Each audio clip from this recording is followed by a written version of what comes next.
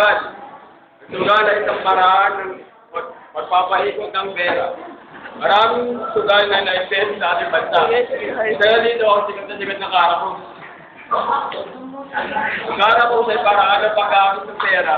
Kailangan nyo ihabis at piso, kailangan nyo ipatao lahat para ito'y manalo. Ang gumagawa ko sa ito ay mga tambay. Balik natin dito mga tambay dahil ang kanilang libangan ay araw-araw. At isa na rin ang mga transport driver. Ginagawa nilang sideline nito para lumagawa ka ng pera. Sa pagsugal na na-invent sa bansa, tinatawag ng digit.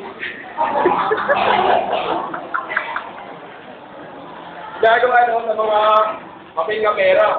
Hindi ka sa nila 20 pesos. Namayarin na sa maping na pera, tinitignan yung mga numero. Ang gumagawa nito, karamihan estudyante. Pero dito ang grafiko. Ginagawa nila yung libangan sa paaralan. Para sa kanilang kasiyahan. Kaya sugal, ingatan ay huwag iangat.